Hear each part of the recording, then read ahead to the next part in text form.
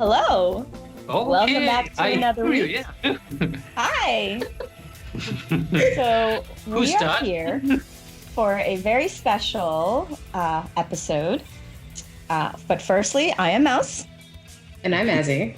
and Oh, we have the band Raven Said with us. Say hello. hi. Raven Set is here. My name is Andrei, and here's. Hi, Maria. We're very appreciate to be on your show. We're very glad. It's not our first time, but I thought everything will be fine and everything will be fun. Yeah, we like fun. Thank you for taking the time to join us. Yeah, I know that the time difference is huge because you said it's night, and we obviously have like bright sunshine, and it's not even the middle of our days yet. And here's always darkness. I mean, I know Mouse is barely awake. She was drinking a little bit too heavily last night. It's Yeah, I fun. just woke up. Yeah. So just to get started, just to jump into the interview right away, can you tell us a little bit who Raven Said are, where you're from, and why and how you started making music together? Okay. Raven Set is here. We welcome you. We're absconded guys, and personally you, Hazy, and you, Mouse. Our story as Raven Set project began in the fall of 2K40. At that point, we already work on our neo folk, maybe dark folk project, what is called Salem Cast. We recorded an album in the 2K40. It was completely studio work due to much complexity of big amount of many acoustic instruments. It was impossible to do it on the stage. By that time, I had ideas for completely different music. More lively, maybe more dynamic, maybe more danceable. This was quite experimental tracks with a guitar, with a synthesizer, with a synthetic bass, always synth basses. After composing maybe six quite enough tracks, we played the first gig as Raven Set at 2K60 and quickly began on tour.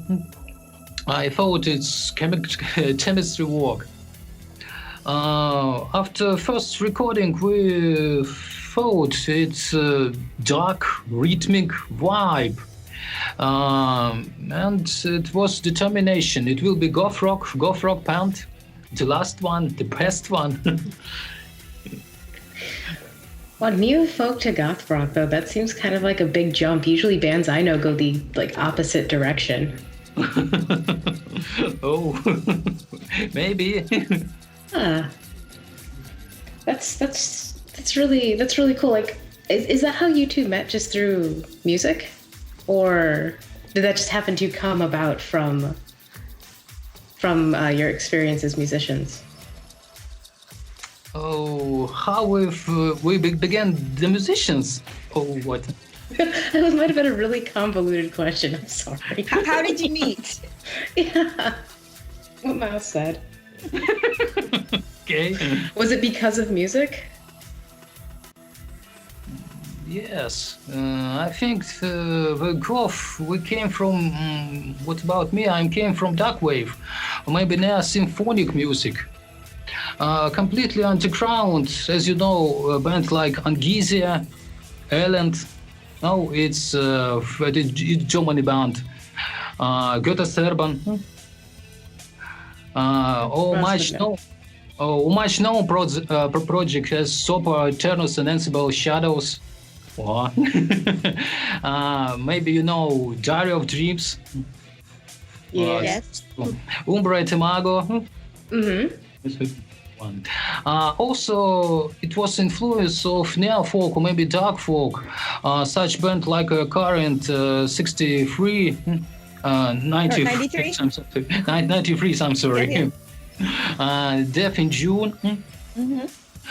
When I was young, maybe 10, it was 90s, and very little was known about Gothic roots here in Russia.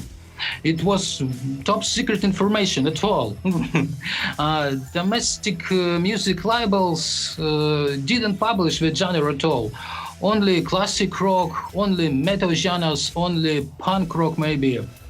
And imported records was very difficult to get. It was very expensive and almost impossible to get. However, true attraction is always on the way. My first favorites, it's Bauhaus, of course, Spiceman, Alice Sex Find, and also American bands, Christian Death, of course, Mephisto Vice, Peyton the Muse, Cinema Strange, of course. For sure. Yeah, and today we're in the Hurricane of Trance. We do an interview with you, Hazy, and you, Max. I would say I came to the Gothic subculture from literary and historical themes.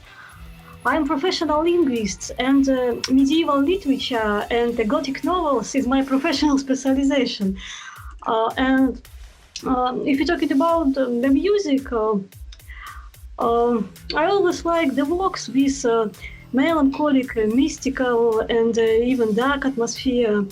So goth rock has been and remains my absolute favorite.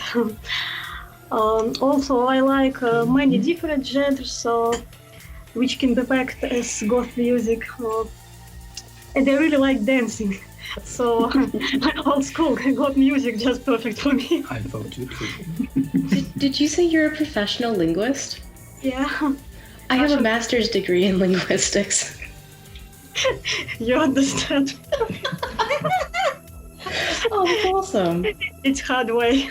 Yeah, a touch. So if this music, it was hard to get your hands on imports into Russia. How did you get exposed to it?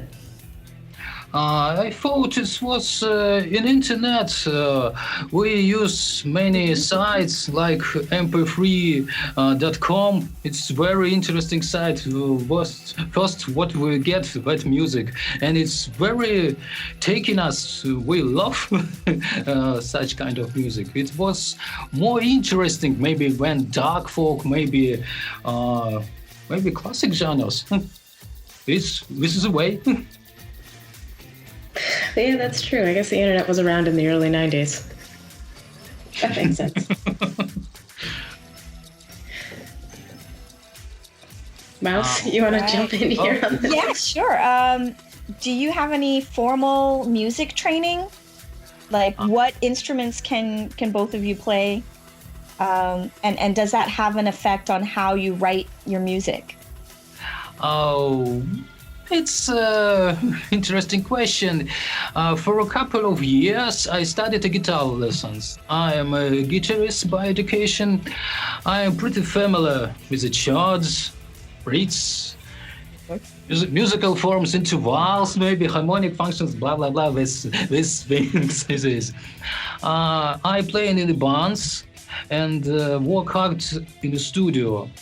I play in a classic rock band. I play in a dark metal band, a canard here. I play in a punk rock band too.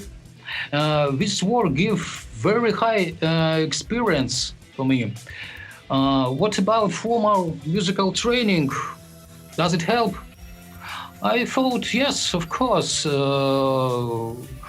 When I composing, almost no question like how it goes on, how the best part goes on, how to build next part or composition. We get ability to mix almost incompatible things it's giving very interesting results by mathematics or maybe by only through the scales. If you have your imagination, you thought, oh, I know this scale. Okay, that's next note will be that. Maybe not. Well, I'm just I thought modern music growing to single part with 2, maybe 3 chords only. I think we compose something more interesting. Oh, with a background like that, playing all of those different genres, that's yeah, throwing that all together and composing by mathematics, that is way over my head. Sorry. Did you have formal music education? I took a violin lesson as a child. Yeah. Violin? You do violin too, don't you? Andy. But I don't have a complete musical education. Sometimes I regret it, but sometimes I think that in this way I compose more free from a formal rules, from a formal forms. If you hear Fields of Frost, our first composition from our new album, there is violin there. It's Maria plays, and it's recorded. Awesome. Yes, it's recorded from violin to guitar amp, and it's called what's such called maybe nervous sound. It's electro violin. An electronic violin, got it. I don't know, I love that song. That's such a great song. That's the one you let us use for our comp that we did last year. Oh, Field of Frost? Yeah. And I'm sorry, it feels like 3 a months lifetime ago. That was like 5 months ago. No, that was like a decade ago in quarantine It years. feels like a decade ago. Oh god, it does. Okay. So, how do you write the lyrics for your song? Like, what inspires your lyrics? Do you come up with it after you've written the music, or are the lyrics before the music? Various different ways, but the almost structure is I thought lyrics and after I composing the melody for that.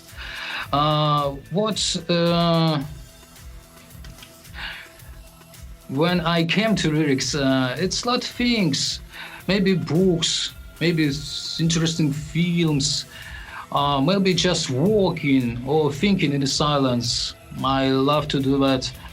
Also, I love lyrics from another performers, famous and little known poets, Russian, foreign, American, of course, like Edgar Allan Poe. I really love it. Really? Not being sarcastic, obviously. For example, I really love two poems of Federico Garcia Lorca. Did you know what lyricists know? You have to know that it's he has beautiful Spanish poet, yes, cutting through lyrics is very sensitive. I love it so much. Do you know any Russian lyricist? No? Mayakovsky? No? Pushkin? No. It's very great poet. He writes so much amazing lyrics, amazing love lyrics, amazing history lyrics. He's very interesting poet. Would you be willing to type these and send them to me? Because I doubt I can spell it. Oh. Yeah, Mouse and I have it's our hallmark. We can't spell and we can't pronounce anything correctly ever. Oh. But I think... okay, next question. Next question. Okay. So we were listening to the interview that you guys did on Darusta, and the rooster. I don't know how he pronounces it. And Arista. and you were describing how you put together your songs, and I believe that you had mentioned that Maria puts together a lot of the melodies. Yeah. Yeah. What's your process for that? It's difficult questions. Often in a process of composing, it seems to me that melody is like behaving itself. One part suggests the next part, like some harmonic chains. And I just feel what move or even course will be the most right. Of course, I can try the different options, but when I compose in this way, I show usually that I'm on the right way, and the song will come out really good. Sometimes the instruments show me the way.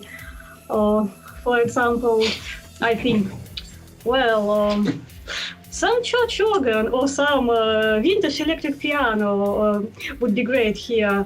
That sounds like in old horror movie, you understand.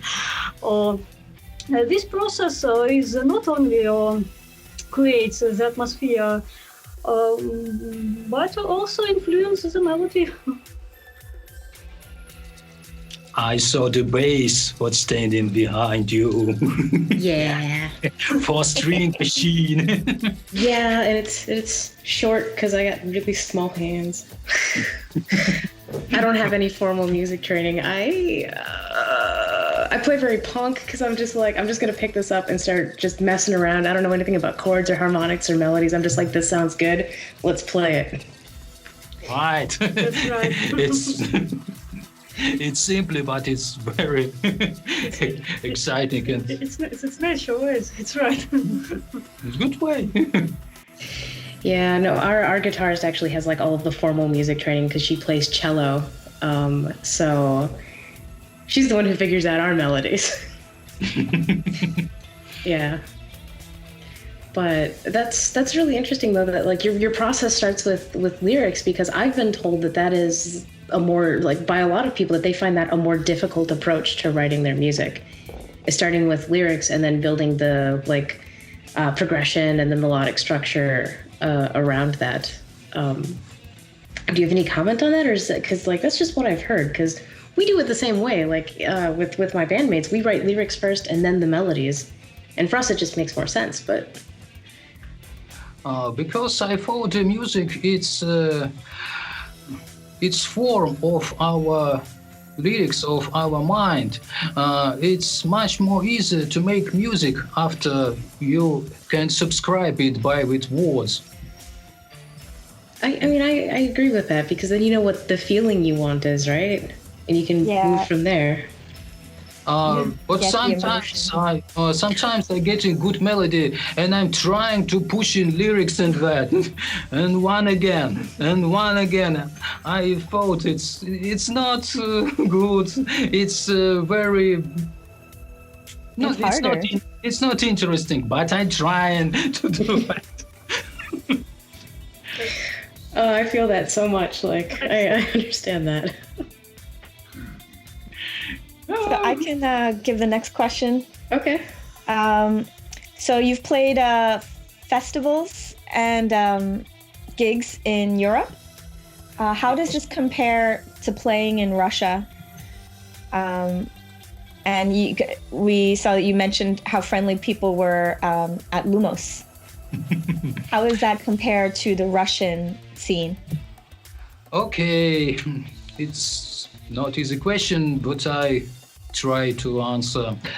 Mainly, the difference are not so far. Now almost everywhere there is nice equipment, clubs, and all of them trying to make a good sound, good lighting. At least in Moscow or St. Petersburg or in Yekaterinburg, we're living here, whereas recently there is no problem with that, with equipment and with lighting. The significant difference is an organization approach. In a year, the promoters of gigs or festivals are great enthusiasts themselves. They're trying to fulfill the technical rider or performance timing at paranoid level. 5 minutes. Okay, we're getting to stage. We're trying to do everything as well as possible for musicians and for listeners. In Russia, unfortunately, more and more often events are running in insufficient preparation at maybe DIY level. Russian DIY level. Did you know what's some Russian word it's called like avos? It's like counting to a miracle. And people completely unfriendly and sociable. Sad but true. Yes, it's true.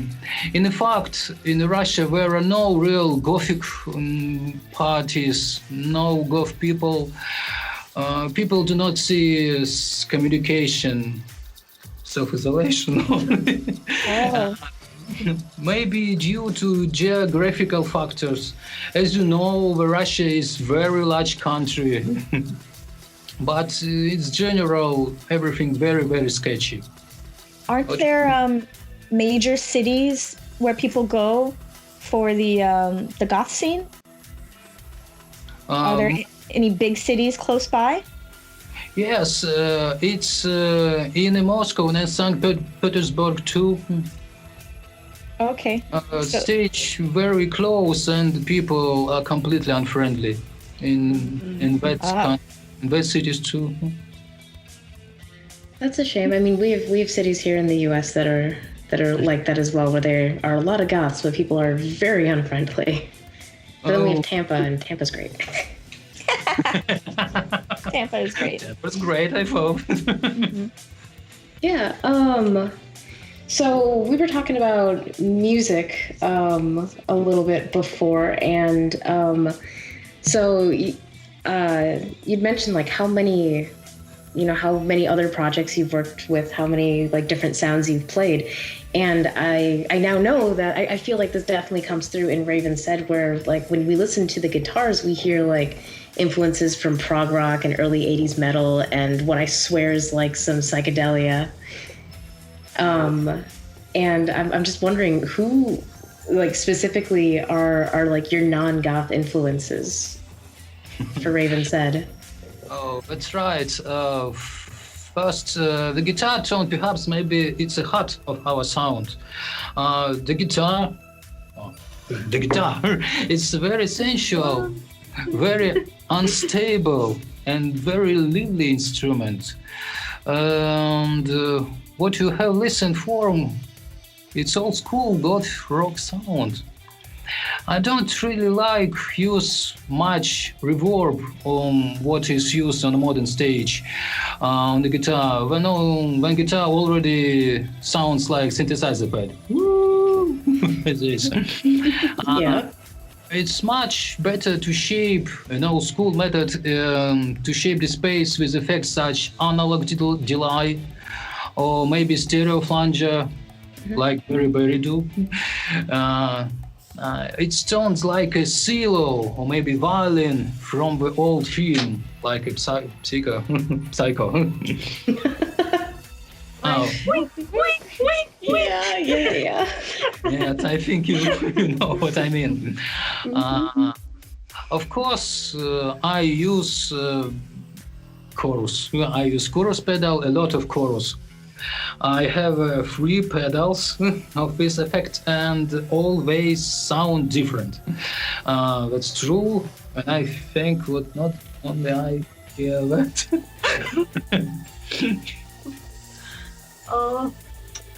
I guess it's because we really love the music of 80s. Okay, of course. Including the other genres of rock music of that period. But if you're talking about the forming of guitar sound, our guitar sound, we pretty much living in 70s. The influence of the band, such as Velvet Underground, Mark Bolan and T-Rex, and David Bowie, of course. It's clearly visible in our sound, I think, and it may be the same psychedelic influence. What about not goth influence? Yes. Of Look at course. that. I What is that? focus- A mandolin? It's buzoki. It's a Greece mandolin. Yeah, it's have 8 strings, but very tablet, and sounds like that. I'm always interested in classic guitar music and in traditional sounds. Of course, it's medieval music or music of early Renaissance, like Dole and Guillaume de Machaut, Philippe de Ventre, and some of nowadays musicians like Mr. Greg Joy. I really love it with that man. What's about Russian influence? Maybe it's not so feeling in our composition. As you know, we live in a very unusual place of our huge country. It's crossroads between Europe and Asia, here in the Ural Mountains.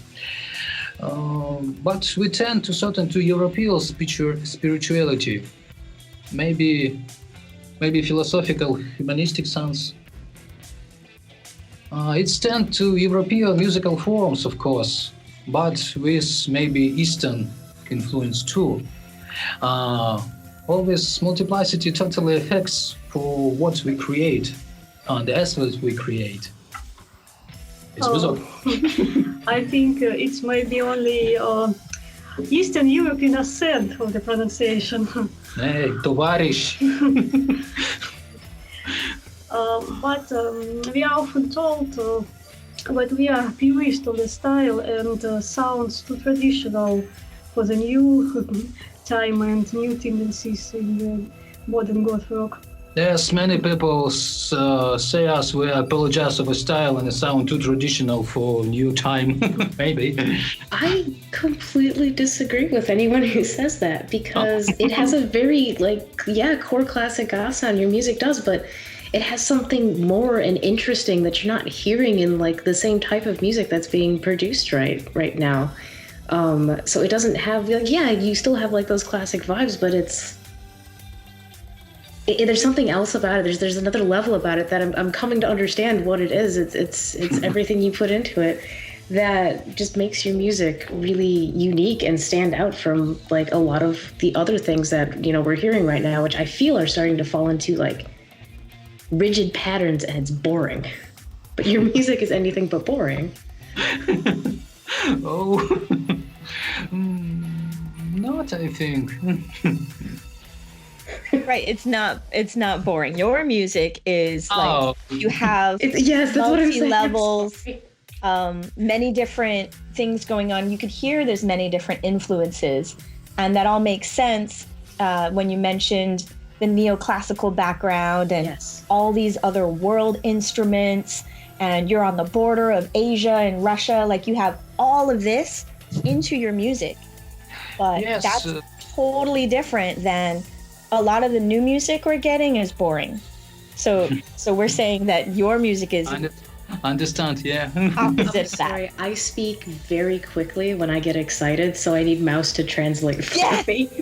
Yeah. Of course, you're native English, of course. And I speak with a lot of Europeans. A lot of Europeans, so like I know, like I'm trying to understand other languages, so I know to translate Azzy. Okay. Thank you for the beautiful music. Yes. And one thing I wanted to know is, do you feel like your visual aesthetic is important to your music? Of course. I thought greatly affects to music perception. Presentation is general and very important thing in any deal. of course. Throughout this fashion style, yours, very close to ourselves. There were no discomfort at all. I suppose Goth aesthetic don't exist without it. By the way, on the tours, I often want to drown with huge multi-ton heavyweight luggage into nearest river and go walking freely. It's very hard weight. Well, we have to drown ourselves. Because the visual part is we are, first of all, these are not special costume for the stage, so we go playing Goth rock, and these aesthetics are part of ourselves in our daily life. How did you come up with the artwork for like Fields of Frost and Beyond the Darkest Hour? The artwork. Yes, for the cover. Yes, it's work of one Italian painter, but it was redesigned by our friend who live in Voronezh. He name is Denis, and it's his work. I love the work. Beyond the Darkest Hour reminds me of like etchings for like an Edgar Allan Poe book. This painting illustrated the novels of Poe. But some redesign. And then the Raven Said as well, like has that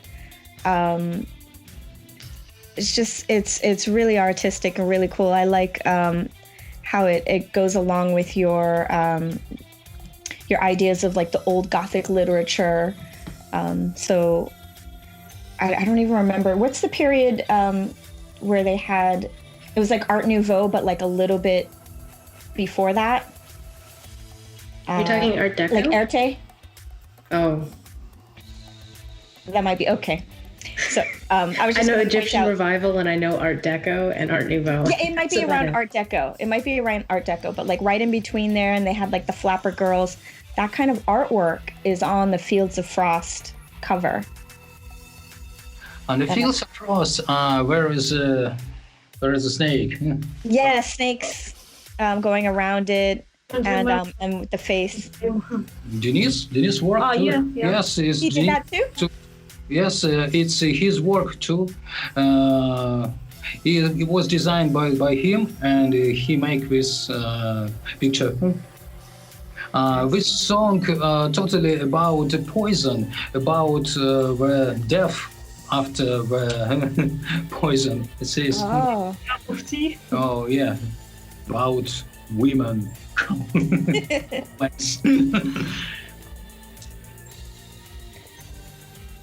Okay, Azzy, you get the next one.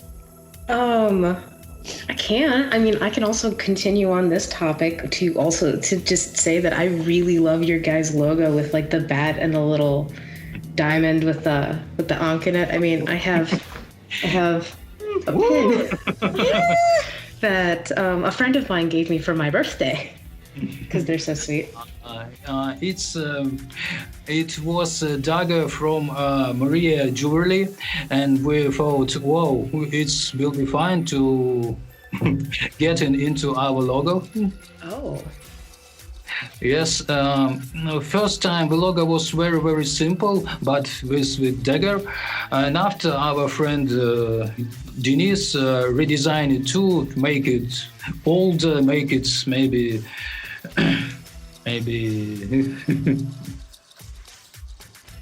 maybe some strange or weird. Because it's so simple and it's so perfect and it's so memorable. Thank you. Well, I've seen a lot of really bad band logos and you're just like, this is too complicated. But no, I don't know. I'm going to get awkward and start waffling. So I'm just going to ask the next question. I have it on the list as the obligatory COVID question. Because I believe that Russia's been in lockdown for what, about a month now or so? Oh, maybe 2 months. Yeah. Has this affected you in your creative process or like your motivation to make music? Like, has this had a lot of impact on Raven's Head? Oh, it's a very controversial issue for everyone now. I think I try to answer such weird way. I think before the pandemic, the world was very extremely overheated. Out. Everything was accelerating and people were running, were running front ahead and colliding to each other. When, on the one hand, the beginning of mass quarantine, many of us have the opportunity to become calmer and more disciplined.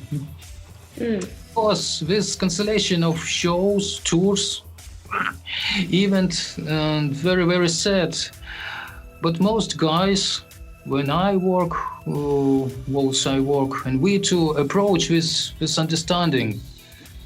However, within a very short period of time, on our hand, everything returned to normal. And the people again run, but staying at home or sitting at home. More and more content, online events, mostly the same, and the bad quality. And simply disgusting. With a feature of our time, I thought. Of course, we also were affected with serious trouble, totally crash of planned events, cancellation or rescheduling shows.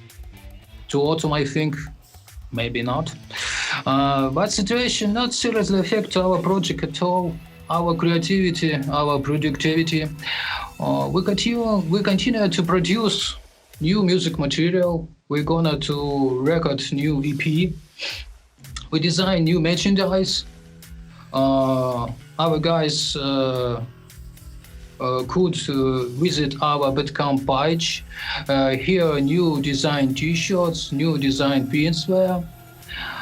And we're promoting our album Beyond the Darkest Tower, planning web streams, going to interviews, and I thought we do online performance, maybe live show, maybe online live show.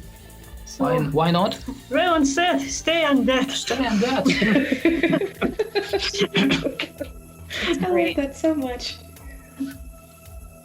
Glad to hear you keeping busy. Yeah, Mouse and I have actually found ourselves more busy since quarantine, and it's kind of terrible. I like it. I don't want to go back. Really? Yeah. Sometimes we try. Yeah. I'm fine here. I'm fine here. I've made a new normal inside the house. I'm good. Okay, that's fair. Home sweet home. Understand. Oh, studio here, instrument here. It's our home studio, so Great. Yeah. Yes. It would Do the bats help record? Do they make the music spookier? The bats are great. We have those bats. Yeah. The purple bats. Mm-hmm.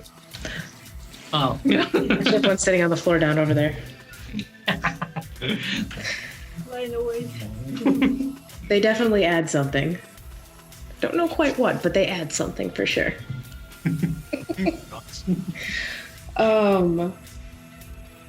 Mouse, do you have any food questions? What's your favorite food? Favorite food? Food. Seafood. Really? Like seafood, yeah. Me too. Shrimps or salmon. Is there a food you can get in your city or Russia or your area that most people can't get? Not at all. The Russia is circled by seas, and almost we have a seafood here. But price is high. Yes, Sorry. I I want to come visit. Yeah, that's what Mouse said when I told her we're going to be interviewing Raven said. One of the first things that she told me is, "What kind of food do they eat where they live?" Yeah, I because want to visit and find out. yeah, because you said that it was on the border near Russia and Asia. Yes. So what is the food like, and can we come? Not totally only Russian foods. It's a mix of. It's seems like European cuisine. I really like potato with meat. It's very tasty, very fun. I like chicken. I like pork. Yeah. We are not vegans. Well, we're living in a cold country. It's when you begin the vegan here, you get poor and you dying after 1 year. It's back to the hill. Yeah, it's not a California.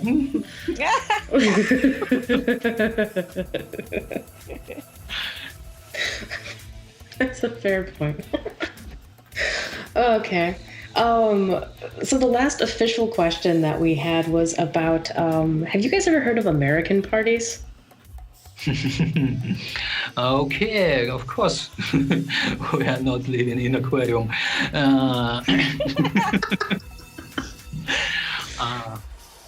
I thought you cannot be without stereotypes, but I sure after talking with us, your stereotypes about Russian will totally shake, or maybe at least change. What about American parties? With a beer aquarium, with the hot dogs, with the alcohol roulette? Maybe. Perhaps it's fun.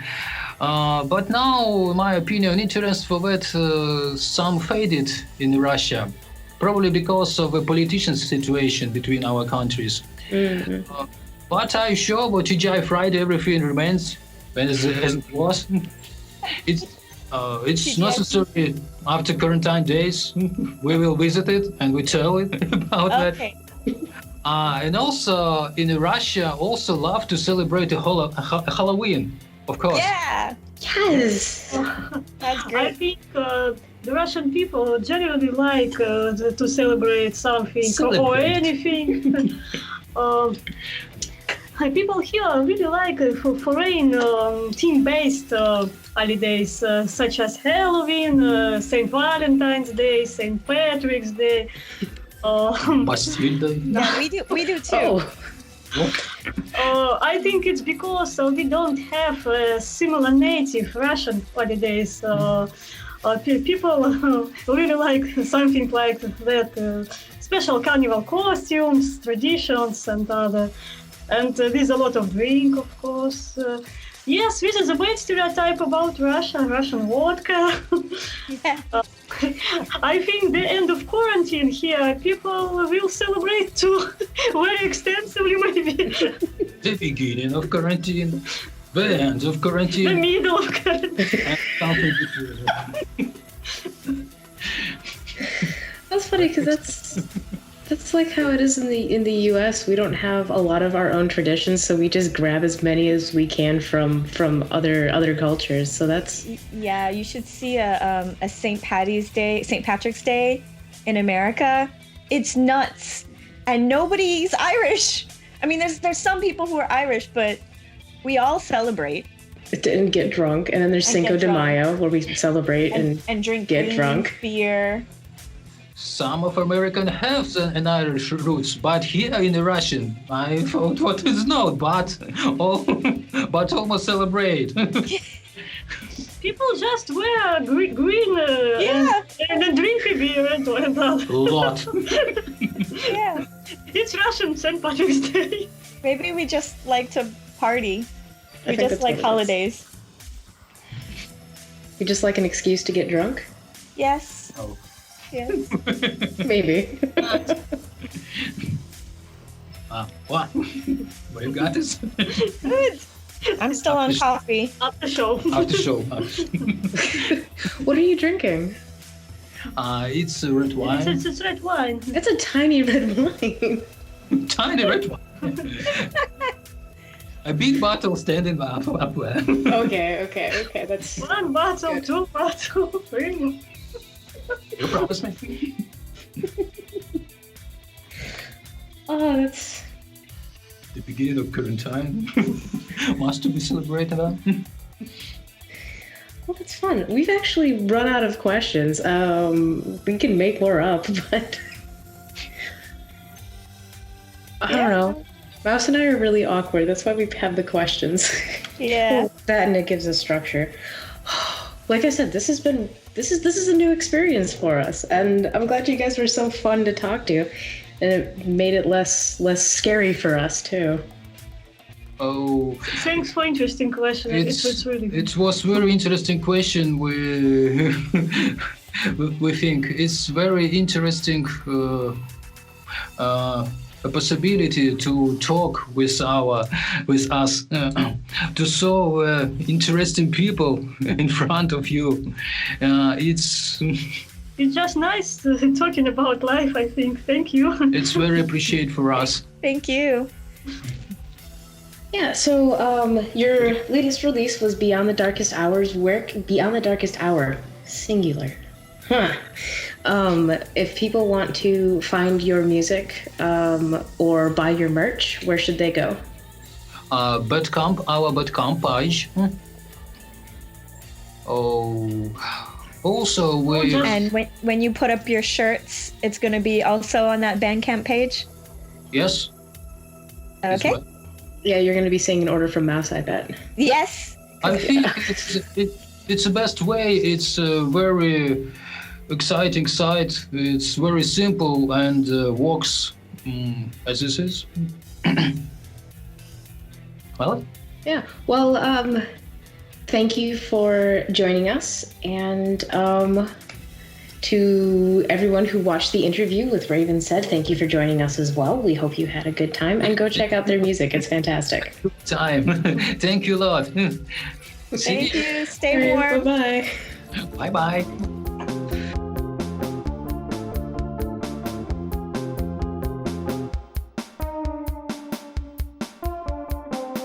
This